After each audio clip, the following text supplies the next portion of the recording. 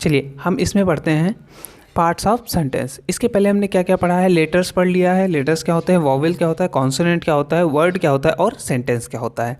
ठीक है, अब इसमें हम पढ़ते हैं कि सेंटेंस के कितने पार्ट्स होते हैं, टोटल कितने पार्ट्स होते हैं और मेन कौन से पार्ट होते हैं। तो मेन जो पार्ट्स हैं उसके हैं सब्जेक्ट और प्रेडिकेट। सब्जेक्ट वो होता है जिसके बारे में हम बात करते हैं, जैसे वह खाना खाता है, तो कौन खाना खा रहा है, वह, इसी के बारे में तो बात कर रहे हैं ना, तो वो हो गया हमारा सब्जेक्ट। और सब्जेक्ट के बारे में जो भी बात करते हैं, जो भी उसके बारे में बताते हैं, वो हमारा होता है प्रेडिकेट। ठीक है, तो सब्जेक्ट के बारे में हमने क्या बताया कि वह खाना खाता है, तो खाना खाना क्या हो गया हमारा पूरा प्रेडिकेट हो गया। ठीक है, तो अब इसमें आपको एग्जाम्पल दिया हुआ है, ही गोज़ टू स्कूल, तो ही इसमें क्या हो गया सब्जेक्ट, और जो भी उसने काम किया या फिर जो भी उसके बारे में हमने बताया वो क्या हो गया प्रेडिकेट। यहाँ पर आप मोहन लिखा हुआ है वो हो गया सब्जेक्ट, और इज़ रीडिंग बुक ये आपका टोटल क्या हो गया प्रेडिकेट। ठीक है, अब आगे आते हैं हमारे सब्जेक्ट के कौन कौन से पार्ट्स होते हैं। सब्जेक्ट के जो मेन पार्ट्स होते हैं वो हैं दो। पहला होता है क्वालिफायर और एक होता है मेन वर्ड। मेन वर्ड क्या होता है, जिसके बारे में मेनली बात करते हैं, और क्वालिफायर जो होता है वो उसके बारे में बताता है, मेन वर्ड के बारे में थोड़ा सा बताता है, उसकी स्थिति के बारे में बताता है, उसकी गुण के बारे में बताता है। ठीक है, तो क्वालिफायर के तीन पार्ट्स होते हैं, एक है डिटरमाइनर, दूसरा है एडजेक्टिव और तीसरा है एडजेक्टिवल फ्रेज। डिटरमाइनर जो होता है सबसे आगे वर्ड होता है जो उसको थोड़ा सा डिफाइन करता है, ठीक है, या फिर कहें तो इंडिकेशन देता है एक हिसाब से। एडजेक्टिवल फ्रेज जो होता है वो उसकी स्थिति के बारे में बताता है, ठीक है, कि वो कहाँ पे है, कैसा है, मतलब जैसे दिल्ली में है, या फिर उसके बारे में कुछ भी और उसकी स्थिति के बारे में जो बताए।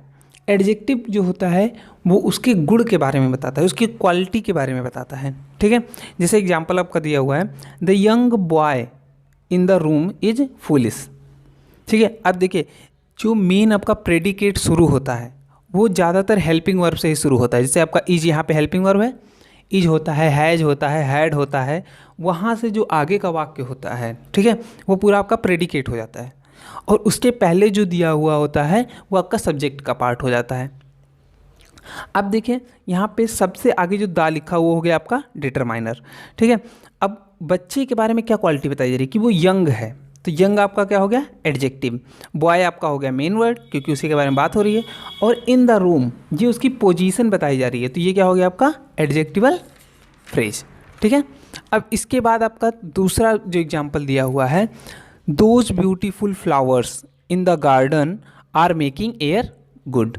ठीक है, तो इसमें आप सबसे आगे क्या लिखा हुआ है दोज, ये इंडिकेशन दे रहा है ना कि वो उनके बारे में। ठीक है, तो ये इंडिकेशन दे रहा है, तो ये क्या हो गया डिटरमिनर, या फिर आप डिटरमाइनर कहते हैं या डिटरमिनर भी बहुत लोग कहते हैं।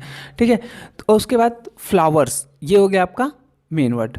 ठीक है, उसके बाद उसकी जो उसकी जो क्वालिटी बताई जा रही है ब्यूटीफुल, वो आपका क्या हो गया एडजेक्टिव कि उसकी क्वालिटी क्या है।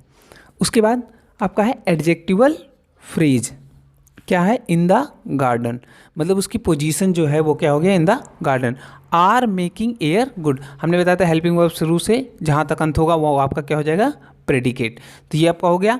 अच्छा, इसके बाद हमने होमवर्क के लिए आपको दो सेंटेंसेस यहाँ दिए हुए हैं, his younger brother in Mumbai is a professor, और सेकंड है a black crow living in the tree flew away. तो इन दोनों को आपको करके मुझे बताना है।